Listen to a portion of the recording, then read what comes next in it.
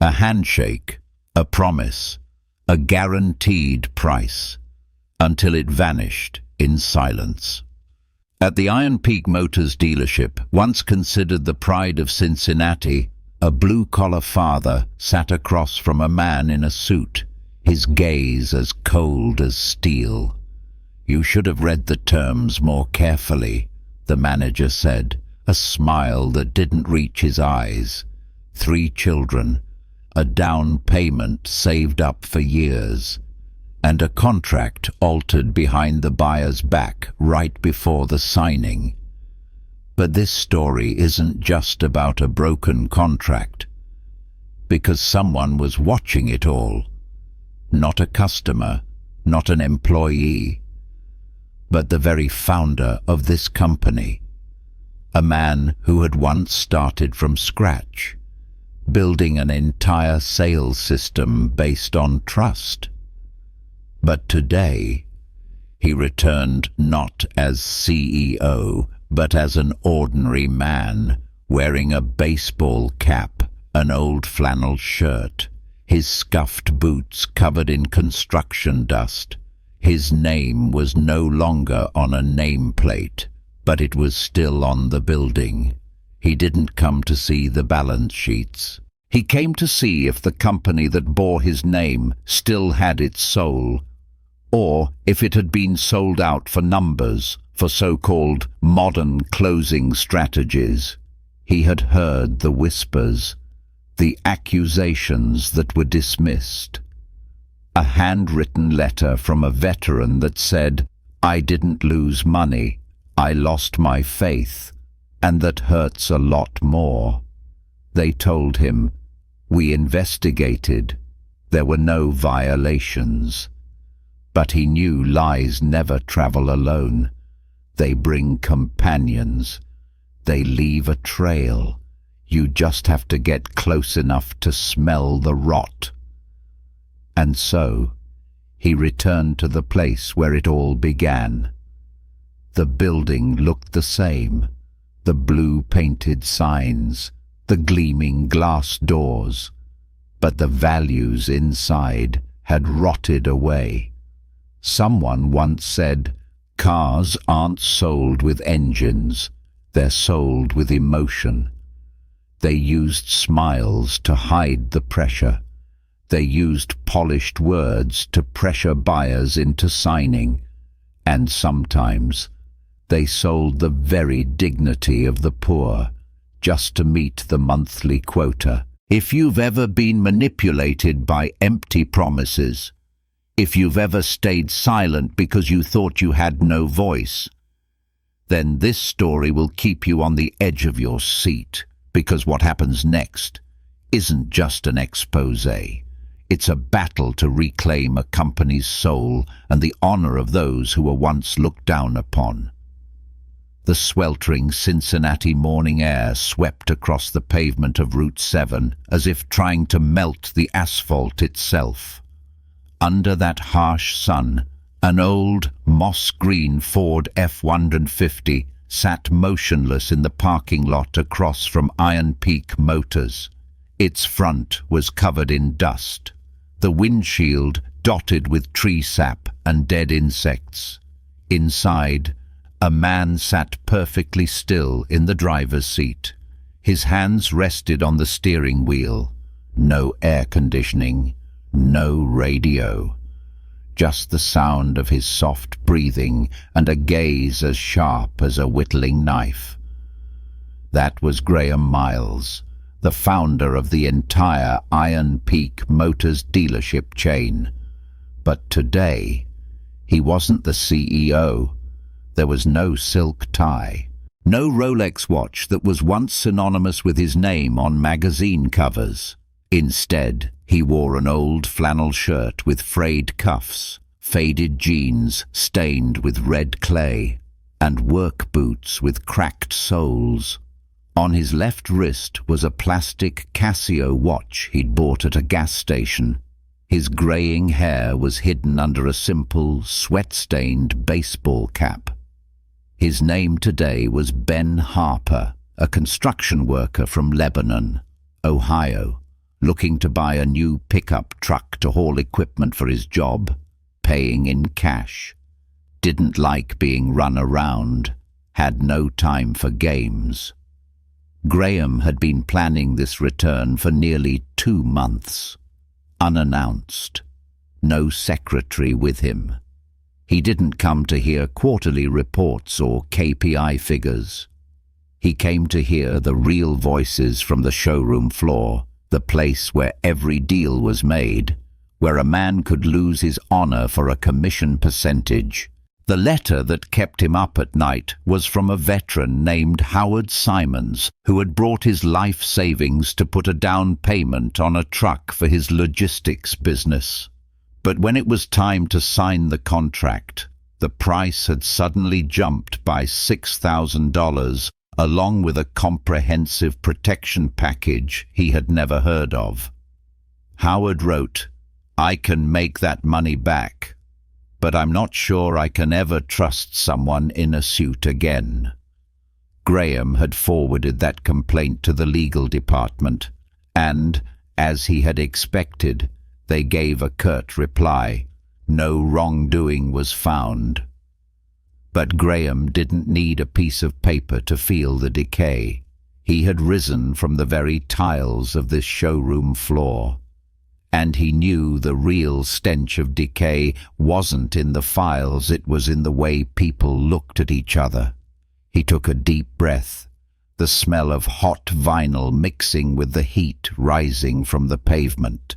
The glass of Iron Peak Motors reflected the sun like a deceitful mirror, clean, perfect, gleaming.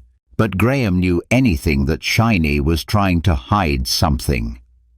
Through the glass, he saw a man in a pale grey suit standing on the second-floor balcony, hands resting on the glass railing, his eyes constantly scanning the floor below as if he were watching the moves of chess pieces. That was Mason Burke, the sales director, a man Graham had hired 5 years ago solely for his impressive resume and a persuasive charm as sweet as molasses. Today, Graham wanted to know if Mason was truly selling cars or selling the honor of his entire company. He adjusted his baseball cap and slammed the car door shut. His boots stepped onto the searing hot concrete, as if to emphasize one thing. I'm not here for explanations. I'm here to listen to what you're trying to hide. The sliding glass doors opened, and a blast of cold air from the air conditioner hit Graham's face like a phony hug, pleasant but soulless. Inside, the Iron Peak Motors showroom was brilliantly lit by LED lights, reflecting off the mirror-like white tile floor. The pickup trucks were displayed like modern-day war horses, sturdy, luxurious, and proud. The moment Graham stepped inside, a young salesman in a tight-fitting shirt approached him like a heat-seeking missile. "Good morning, sir." The man beamed, his voice so bright it was almost fake. "I'm Logan. Let me guess, are you looking for a workhorse or a show pony?" The greeting was packaged as a joke, but Graham heard the judgment in every syllable. A quick glance swept over his muddy boots and faded flannel shirt, sizing him up in less than 2 seconds. Graham narrowed his eyes, not smiling. He kept his voice steady. "I'm Ben. I do construction out in Lebanon. I need something that can pull a trailer and handle mud. I don't need something for show. I need something that can take a beating." Logan faltered for a moment like an actor who was just asked to go off script, but it only took a heartbeat for him to get back in character. "Perfect. Ben, you've come to the right place. Our GMC Sierra heavy-duty line is #1 for heavy hauling." Graham extended his hand to shake. His grip was intentionally firm, not to overpower, but to feel the reaction. Logan squeezed back just enough, his palm slightly damp. But the pressure wasn't genuine. It felt like a handshake, practiced in a soft skills class, not one forged by life. As they walked toward the displayed vehicles, Graham kept his eyes not on the trucks, but on Logan's small tells. His eyes frequently glancing up to the second floor, where Mason Burke stood behind the glass. His voice sounding memorized when reciting technical specs. The slight purse of his lips every time Graham asked something off script, as if suppressing a reaction. They stopped in front of a 2021 GMC Sierra, its charcoal grey paint gleaming like a gemstone. Logan patted the hood as if introducing a supermodel. This one has a V8 engine, a heavy-duty tow package, a wide-angle backup camera, and, most importantly, the Titan Shield package, our comprehensive protection plan. Graham tilted his head. Is that package included in the sticker price? Logan flinched, but the smile didn't fade. Well, right now, yes, it's pretty much standard. Customers love the peace of mind. Graham leaned down and read the price on the window sticker, $41,750 before tax, before fees. Sounds a bit steep for a cash buyer, he said softly. Logan paused for half a second, then replied, but in return, you get an extended warranty, dent repair, roadside assistance, peace of mind for the whole family. Graham didn't argue. He just fell silent, running his hand lightly along the truck's body like a customer checking the paint job, but his eyes never left Logan's. In them, he didn't see blatant deceit. He saw a young man, secretly hiding a sense of guilt. It didn't need to be said. The glance toward the office, the slight tremor at the corner of his eye. Logan wasn't a puppet, but he was living in a play where no one dared to drop their role. And Graham knew this wasn't the fault of one individual. This was the result of a system that had trained good people to become tools. Sunlight streamed through the showroom's glass dome, shining directly onto the gleaming grey paint of the 2021 GMC Sierra, as if to assert that it wasn't a vehicle, but a luxury item. Logan, the young salesman, was leaning down to open the hood, his movements as practiced as someone who had done this hundreds of times a week. This is the V8 Duramax engine, top of its class. Take a look. The wiring, the electrical system, the filters are all brand new. Graham nodded slightly, but his gaze wasn't on the engine bay. It was on Logan's eyes, where the feigned confidence was no longer as steady as it was at first. You ask a lot of questions, Ben, Logan said with a faint smile. Not everyone reads the fine print. Graham gently touched the inside of the hood, where a technical label was affixed. Then he spoke slowly. That Titan Shield package you mentioned, I don't see it listed on the price sheet. Logan froze for a second, just 1 second, then switched to his company-trained smile. Oh, we just bundle it into the sticker price for convenience. You can think of it as the default, so customers don't have to think too much. So that means I don't have the option to refuse it. Not exactly, but if you take it off, The other promotional prices won't apply. Graham fell silent. This was no longer sales. This was a system of words designed to guide and lock down a customer's emotions. How many people ask you about that package before they sign the contract? Logan looked flustered. Not many. Most are just focused on the car, asking about colors and test driving. And when they get back to the office, the price has changed. I usually just read them the final summary after they've fallen in love with the car. They're more likely to agree then. Graham let out a very soft breath. The presentation, the pacing, the choice of words like promotional, protection. It was all structured like a course in hypnosis. When the car becomes a dream, the price becomes a negotiation of trust.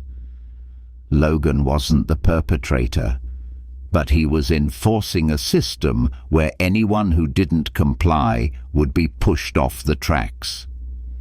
Graham looked into the young man's eyes and saw himself 25 years ago, also having had to choose between living honestly and surviving inside a machine. Do you get a bonus if you sell those extra packages? Logan gave a sad smile, not denying it. They call it enhancing the customer experience.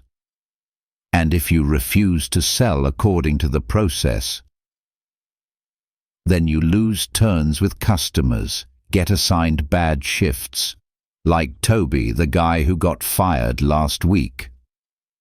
Toby. The name emerged like a small flame in Graham's heart. He had read the report, termination due to poor performance. But now, he was beginning to understand performance wasn't the reason. Honesty was. The truck in front of him was suddenly no longer a mechanical product. It was a pawn for the trust of the poor, coated in high-end paint and sold with a well-rehearsed smile. Graham took a step back, taking in the entire showroom floor. Customers were smiling, but their eyes didn't look free. And he knew he hadn't reached the heart of the problem yet. He was only standing at the first crack in a system that was rotten to its core. As Graham returned to the consultation area, Logan pointed toward a table by the glass wall. "You can wait for me over there, sir. I'll go get a detailed price quote." He nodded, walked slowly to the black faux leather chair, sat down and immediately heard the choked voice of the man next to him. "That's not the price you promised. I only have $35,000. I made that clear. That's all I have." Graham tilted his head slightly, just enough to not seem nosy.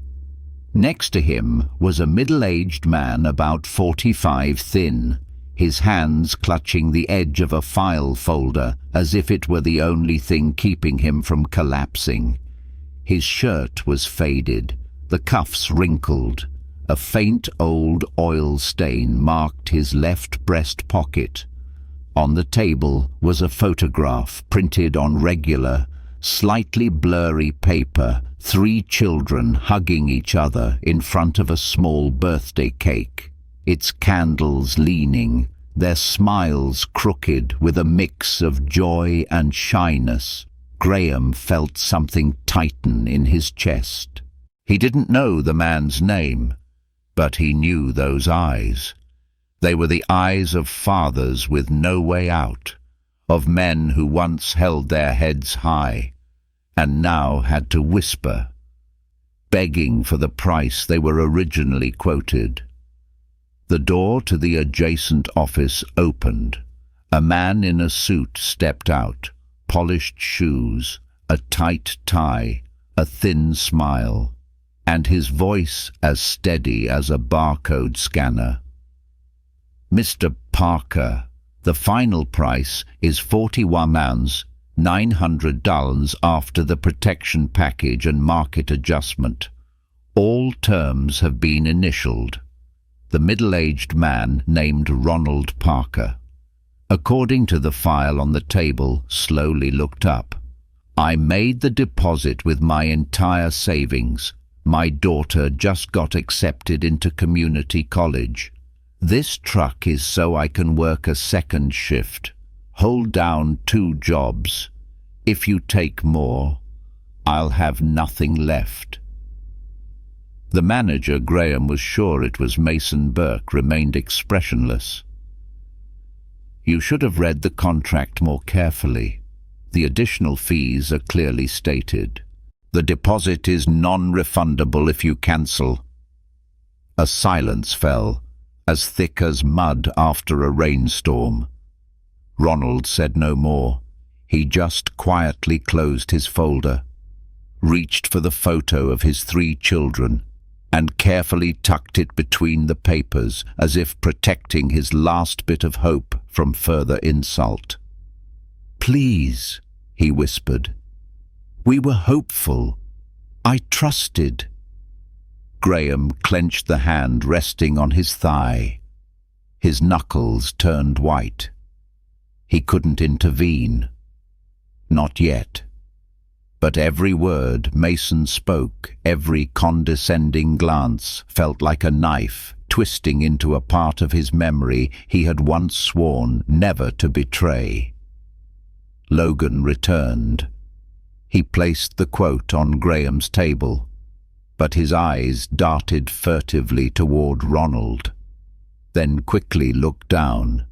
Graham asked softly, like the wind. Who is that man? Logan replied without making eye contact. That's Mr.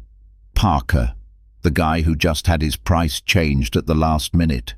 Toby used to quote him the right price, but now he's been fired for daring to tell the truth. Graham closed his eyes. The words of the veteran from the letter 2 months ago echoed in his mind. I didn't lose money. I lost my faith, and that hurts a lot more. After Mr. Ronald Parker left the table with his head bowed, leaving behind nothing but a wrinkled file folder and the faint scent of cold sweat in the air, Graham no longer had any doubt. The rot wasn't just in the rounded-up numbers, it was in the mechanical nods, the averted gazes, and the trained yes sirs used to mask a sense of guilt. Graham sat back in his chair, looking at Logan, who had just placed the price quote down. The atmosphere between them was no longer customer and employee. It was one who had once lived in the system, and one who was currently trapped in it. Graham asked quietly, his voice hoarse but clear, Do you think what just happened to Mr. Parker will also happen to me? Logan licked his lips, hesitating. Then he gave a slight nod, his eyes still looking down. Almost certainly. The Titan Shield package is mandatory now. Processing fees, market adjustment, frame protection, environmental tax. If you refuse, the vehicle is no longer available, and we aren't given the option to say it's removable. Graham leaned back in his chair, his hands folded across his chest. If a customer refuses, what do you say? Logan hesitated. We say that the package is highly recommended, but the truth is, if we don't sell the package, we get points deducted. A lot of people sign without reading, just trusting us. That's the scary part. A long silence. Graham looked at Logan for a long time, then asked him straight out, Has anyone else ever been straight with customers, like Toby was? Logan nodded. Toby used to do that. Quoted the real price. No beating around the bush. Customers thanked him for it. But just a few days later, he was called into Mason's office. They said his performance was down. No specific reason. Just said, "You're no longer a good fit for the current Iron Peak process." Graham clenched his hand, his fingers tapping lightly on his thigh, a habit he used whenever he was trying to stay calm in the face of injustice. He asked again, "If an employee refuses to sell that way, what happens?" Logan gave a wry smile. "First, they get moved to the night shift. Then they lose turns with customers, no walk-ins. Next, the bonuses are cut. No commission, you can't make a living. And if you push back, they'll say you can't adapt to the high-pressure environment. And then you're fired." Graham nodded slowly. Everything he was hearing wasn't about policy violations. It was about a system programmed to create an unwritten policy where honesty was a dangerous act. Logan glanced around, then lowered his voice. "You're the first person who's ever asked so many questions." Graham's lips twitched into a smile. "You're the first person I've met today who's given me a straight answer." They both smiled, a sad, weary smile. Just then, a figure appeared at the end of the hall, a woman in a janitor's uniform, pushing a cleaning cart. She walked past Graham's table, her steps light and silent. But as she glided by, she discreetly slipped a piece of paper into his sleeve, then continued on as if she'd never been there. Graham pretended not to notice. Only after she had disappeared behind a side door did he subtly retrieve it, a folded restaurant napkin, and inside, a single line written in shaky blue ink.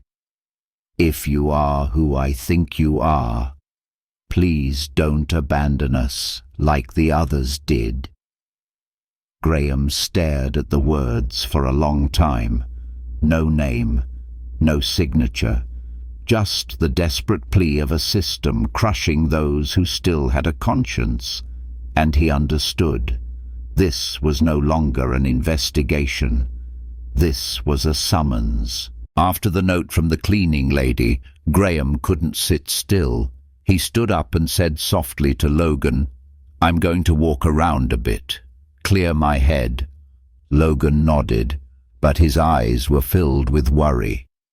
"Be careful, sir. There are cameras everywhere. Audio is recorded, too." Graham gave a slight nod. He said nothing.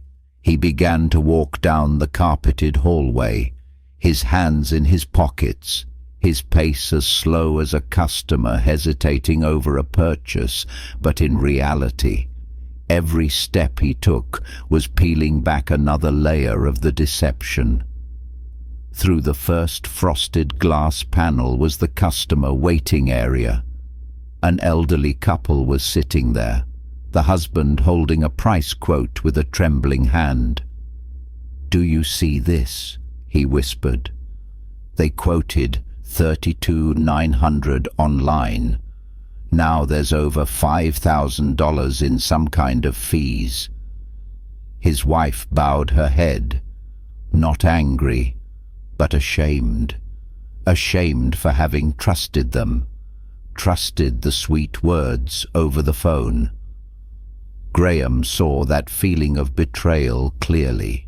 It didn't make them angry.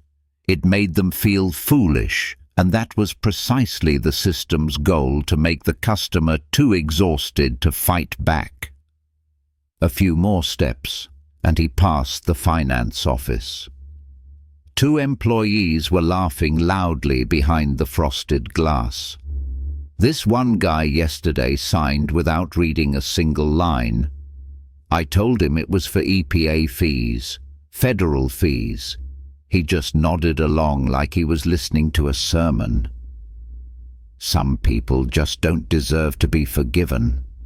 Graham gritted his teeth, not because of the money, but because they were laughing at the pain of people who were staking their entire futures on a signature. He turned left, toward the ownership experience desk. A young woman in a worn t-shirt clutched her bag tightly to her chest, her eyes fixed on the floor. Across the table, a female employee spoke with a voice as sweet as honey. "You're just a few steps away from your dream car. If you back out now, it might go to someone else. And what will your daughter think if her mum can't bring the car home today?" Graham stopped right behind the glass partition. There was no blatant fraud, just a psychological chokehold wrapped in gentle words. He saw the mother nod, her hand trembling as she signed the contract, not out of trust, but because she had been pushed to an emotional limit where refusal was synonymous with guilt. The background pop music from the showroom speakers continued to play softly. The LED lights still sparkled. But Graham felt like he was walking through a pressure factory, where customer emotions were converted into units of profit. Turning into the employee break room, he saw a poster taped to the bulletin board: the Titan Surge Contest Prize, a 5-star cruise for the person who sells the most protection packages. Evaluation criteria: gross sales, plus number of successful upsells. We don't sell cars. We sell experiences and emotions. Graham didn't need to read anymore. He understood this system wasn't broken. It was programmed to function exactly this way. No one needed to give an order to manipulate, because the pressure, the rewards, the silence had replaced conscience itself. And that's when Graham whispered to himself, "Mason isn't the cancer. Mason is the symptom. But the disease was how I had let things get this far." Graham left the break room area, his mind as heavy as a stone slab. The Titan Surge contest poster was still seared into his brain like a blatant confession that the company was encouraging manipulation as an official business strategy. He turned left and stepped into a secondary hallway, a place few people used. Here, there were no sparkling lights or the scent of new car air freshener, just a matte tile floor, walls hung with old, faded certificates, and a scratched metal file cabinet tucked away in a small, empty office. The office door was ajar. Next to the cabinet was an old fax machine and a stack of files lightly coated in dust. Graham walked over quietly, his eyes scanning each drawer. Employee names, customer names, suspended files. He was about to leave when a crooked label on the bottom drawer made him stop. Customer retention, J.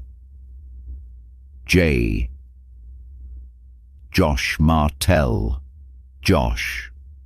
The man Logan mentioned, the one who told customers the truth and was erased from the system. Graham gripped the drawer handle, but before he could pull it open, a voice sounded from behind him. "Are you looking for someone, sir?" Graham spun around. A young employee stood there, holding a clipboard, a forced smile on his face, as if it had been practiced 100 times. Graham managed a tired smile. Just stretching my legs. You know, the showroom is so bright." The employee nodded and backed away. He didn't ask any more questions, but his eyes weren't entirely convinced. Graham understood he couldn't make a rash move. He left the room, but the name Josh Martell was now etched into his brain. A piece of the puzzle, a piece of evidence, a victim, a man who had dared to choose the truth and paid for it with permanent silence. Returning to the main hallway, he walked past the wall of achievements, picture frames, certificates of merit, glass trophies. Every single one was gleaming. In the center was a photo of Mason Burke receiving the award for Top Growth Sales Leader 2 years running. Mason's smile no longer looked like a symbol of success. It was the smile of a man who had learned how to squeeze both customers and colleagues dry and was rewarded for it. Graham walked on, returning to the showroom floor. Logan was still at the table, pretending to flip through the car prices. Graham sat down. His voice was low and steady. "I want to ask you straight. That Titan package, can it be removed? If I demand it." Logan glanced around and lowered his head. "Not officially, but sometimes Mr. Mason will make an exception if the customer pays a little extra on the side." Graham showed no reaction. His heart was pounding. He was getting closer to the dark heart of the system. "And if someone refuses to sell that way?" Logan looked at him for a long time. Then he replied quietly, "They don't get fired right away. They just get pushed out gradually. No customers, no bonuses, can't make a living. Josh was the last one who tried to do things differently." Graham nodded slowly. In his hand, a small device lay silent in his shirt pocket. It had recorded the entire conversation. Every word Logan said, every time he hesitated, every apologetic, averted glance. It had all been saved. But he knew the evidence wasn't enough. He needed a confession from the very center of the system, from Mason himself, and he was going to get it, without asking Logan to call for him. Graham stood up on his own, feigning to hold the price quote, and headed toward the glass office, high above, where the name Mason Burke, Sales Director, glittered on the door plate. His steps were slow and deliberate. From the showroom floor up the grey-carpeted stairs, Graham felt it clearly. Every step up was another layer of illusion falling away. Every step forward was a farewell to the fantasy that this was just an internal issue. He knocked on the door. Mason looked up through the glass. His eyes scanned Graham from head to toe without a flicker of recognition. He only saw a seemingly meticulous customer. The sales smile immediately appeared. "Come in. I hear you have a few questions." The office was a portrait of deceit framed in walnut.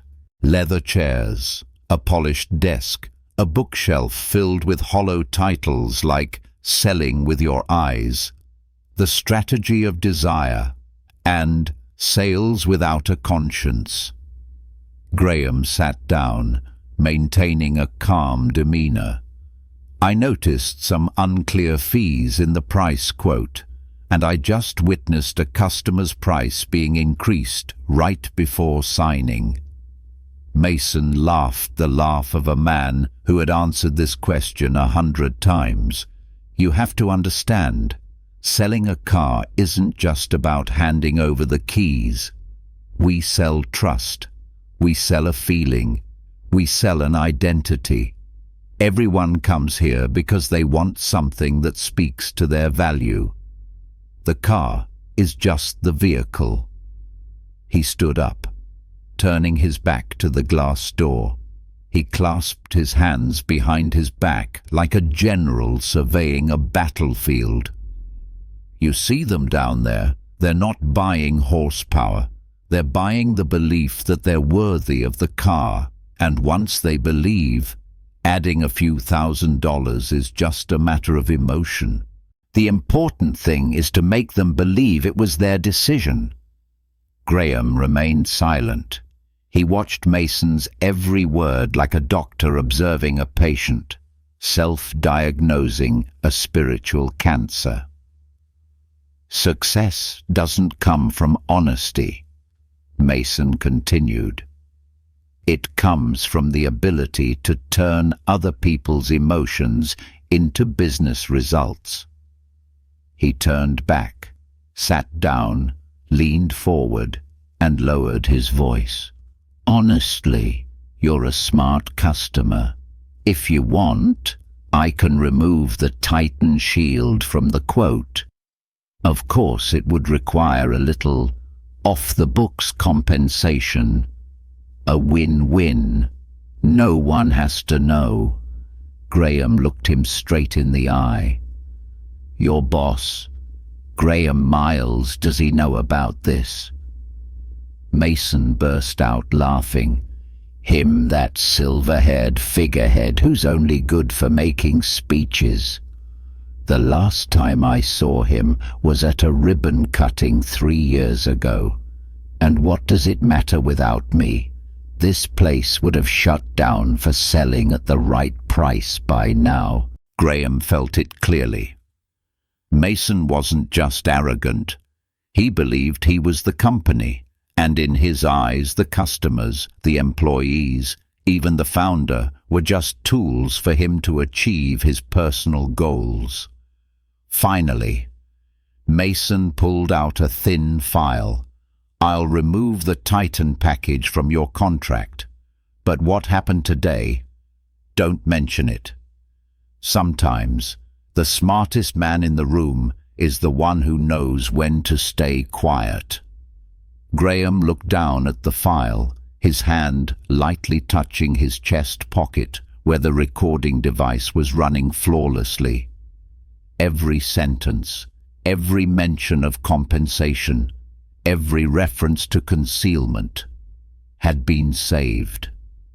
He stood up slowly, looking straight into Mason's eyes. His voice was as calm as an early winter wind.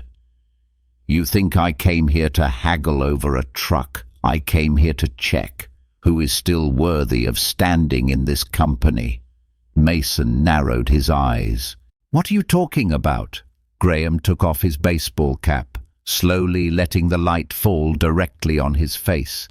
Graham's eyes were colder than the high-end wooden office. Mason shot to his feet. His eyes widened. He stammered. You're... Graham nodded slightly. Graham Miles, the man you called a figurehead. Mason stood frozen in the middle of the room, his face drained of all color. The name Graham Miles had just dropped from his own lips like a hammer shattering glass. The expensive suit could no longer hide his panic. He forced a weak laugh. Mr. Miles, I thought you were gone. Graham cut him off, his voice calm but as hard as tempered steel. I wasn't gone. I stepped back, and now I've returned. Right when it was necessary. He pulled the recording device from his breast pocket and placed it on the walnut desk like a final judgment. He pressed play. Instantly, the office was filled with Mason's voice, cold, arrogant, undeniable. The Titan package, I can get rid of it as long as you provide some off-the-books compensation. The owner, just a figurehead. I'm the one keeping this place alive. The customers, they're buying emotion, not a car. My job is to get them to sign, thinking it was their idea. Mason lunged for the desk, trying to turn off the device. Graham stopped him. "Touch that, and I'll call the police. For destruction of criminal evidence." Graham opened the office door and stepped out into the hallway. His gaze no longer that of an observer, but of a captain who had just seized the wheel back from the brink of an abyss. He walked straight to the intercom panel and pressed the button for a showroom-wide announcement. His voice echoed throughout the building. "This is Graham Miles. All employees report to the central showroom immediately." The sound of hurried footsteps filled the air. From the finance office, from the service department, from the reception desk and the break room, one by one, they appeared, their eyes filled with confusion, which then turned to shock when they saw the company's founder standing there next to a pale as a sheet Mason Burke. Graham didn't need a microphone. His voice alone, deep, steady, and full of authority, was enough. "I built Iron Peak Motors on one principle. We don't sell cars, we sell trust. And today, what I have seen here is a blatant betrayal of that very principle." He held up the recorder and played the last segment. "We don't pressure them, we create emotion, making them think it's their decision. If they don't ask, all the better." A long silence followed. Then a voice broke it. It was Katrina, an inventory clerk. "I reported this once. Mason moved me to the night shift. He told me, 'Don't disrupt a winning team.'" Next was Logan. He stepped forward, his eyes trembling but resolute. "I kept copies of all the altered price quotes. They're on a USB drive in my locker. And I'm sorry for going along with it for so long." The entire showroom seemed to break open. An employee from the finance department spoke up. Someone from after sales timidly raised a hand. A woman in a janitor's uniform stood still, her eyes wet. Then she gave a slight nod. The voices that had once been buried, one by one, they rose up. Graham nodded slightly. His voice didn't need to shout, but every word cut through the rotten system like a saw blade.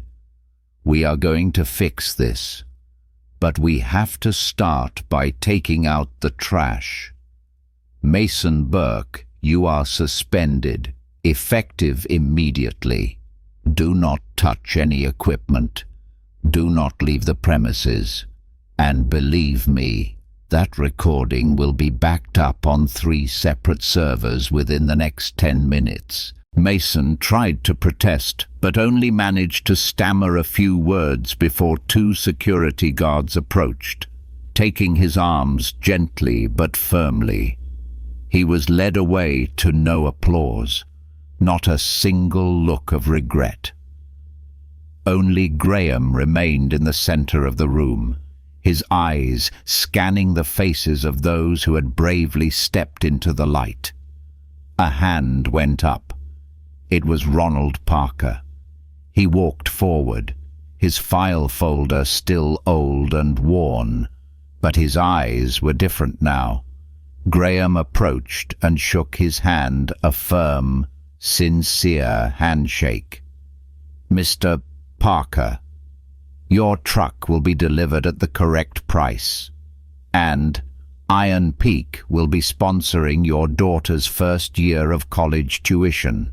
No repayment, no conditions, simply because you trusted us and we failed you." No one clapped, but the silence was so thick you could touch it, as if everyone was trying to keep themselves from crying. That afternoon, after Mason had been escorted from the premises, After the servers began archiving the entire recording, and while people were still standing in small, stunned groups, Graham didn't leave. He didn't go back to the director's office. He didn't call his lawyers. He didn't hold a press conference. Instead, he walked a lap around the showroom slowly, quietly shaking every person's hand. And he asked just one question. Have you ever felt something was wrong but didn't know who to tell? Almost everyone nodded. Many looked down. A few cried. Graham nodded back at each one. No comfort was needed, just acknowledgement. And that was the beginning. The following week, the entire Cincinnati branch of Iron Peak Motors was placed under emergency restructuring. Graham reconvened the original team. The ones who had been moved to different shifts had their bonuses cut, who had been sidelined. They came back. First, he called Josh Martell. I owe you an apology and an invitation. Josh was silent for a long moment. Then he replied, I don't want to come back for the money, Mr. Miles. But if I can teach someone how to do the right thing without getting fired, I'll be back. Josh became the chief ethics advisor for the entire system. Graham reset the sales policy. All add-on packages like the Titan Shield had to be listed separately, explained clearly, and signed for independently.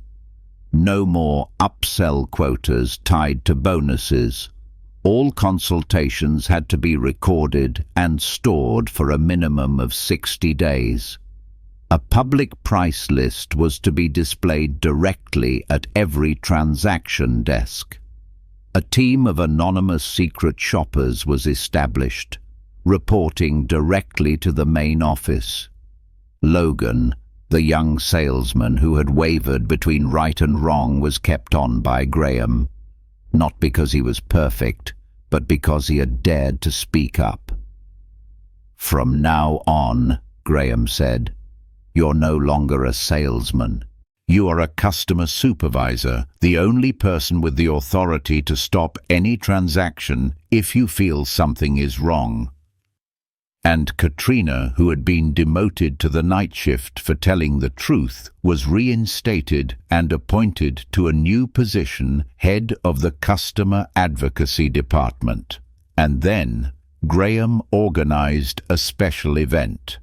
Not to sell cars, no banners, no discounts. It was Iron Peak Community Day. A day when the showroom doors opened for people to come, just to eat free food, look at cars, ask questions, play with their kids, and leave without a single sales pitch. Ronald Parker was invited as the honorary ambassador. He told his story. And then, when the photo of his 3 children in front of the birthday cake was projected onto the large screen, the entire showroom stood up. No one cried out of pity. They cried because finally, decency had won. At the main office, Graham had a large brass plaque installed right below the logo. Trust isn't a reward for making a sale. Trust is the reason a customer walks through the door in the first place. He stood there, watching the old and new employees mingling, watching Josh instructing a group of interns, watching Logan listening to an elderly customer talk about a past bad experience. Not making promises, just listening. Graham wasn't smiling like he did in press photos. It was a real smile, slow, deep, and serene, because he knew he didn't just save a company. He had just pulled it back from the abyss and let it learn how to stand tall with honor again. 6 months after the day he exposed Mason. Iron Peak Motors, Cincinnati branch, looked the same from the outside. The sign was still the silver logo on a blue background. The pickup trucks were still lined up neatly. The showroom was still gleaming glass, with cool air conditioning and soft, steady music. But inside, everything had changed. No more upsell or get-out sales pressure. No more if the customer doesn't read it, it's their fault. No more finance office laughing because an elderly person signed the wrong contract. Every transaction desk now had a "Stop Consultation Now" button. Any employee had the right to halt a sale if they felt a customer was confused, overwhelmed, or being pressured. No one was punished for it. On the contrary, they were rewarded for upholding the company's honor. On a Friday afternoon, as the showroom was quieting down, Graham sat alone at a corner of the reception desk. In front of him was a newly placed picture frame. Inside the frame wasn't a certificate of merit or a billion-dollar contract. It was a handwritten letter now faded from a veteran named Howard Simons. "I didn't lose money. I lost my faith, and that hurts a lot more." Graham kept that letter as a perpetual warning. And next to it was a photo of Ronald Parker's daughter holding her college acceptance letter along with the keys to the truck her father had just received. Iron Peak wasn't a paradise. People still quit. Mistakes were still made. But now, every time a new employee was hired, they had to listen to a recording, not a sales pitch training session, but the very words of Graham on the day he stood in the middle of the showroom and made it clear, "We do not sell with tricks. We do not package lies as special offers. We do not take away anyone's dignity just to get a few numbers, because at the end of the day, what a customer remembers is not the car, it's how they were treated." In the parking lot, the golden afternoon sun fell on each vehicle. A family was choosing a car, their small child sitting on a lap. An old man was carefully asking about every line on the price sheet, and an employee was patiently explaining without a single word of pressure. Graham walked out, hands in his pockets, and stood next to an old truck, the very same F-150 he had driven back to the showroom that day. He hadn't replaced it, because he didn't need something newer. He needed something to remind him of what he had almost lost. A little boy ran past him and waved. "My dad says you're the boss here. Is that true?" Graham knelt down and smiled. "It's true, but not because my name is on the paperwork, but because I'm the one who stayed to fix things." Some companies succeed through strategy, but the companies that can be trusted succeed because someone stood up at the right time. On the main Iron Peak Motors logo, a new line of text was added. Simple, neat, no special effects needed. "We don't sell trust. We start with it." And beneath that sign, Graham stood quietly, not making a speech, not bowing his head, just closing his eyes and breathing out, deeply, like a man who had just brought his own soul back to its rightful place.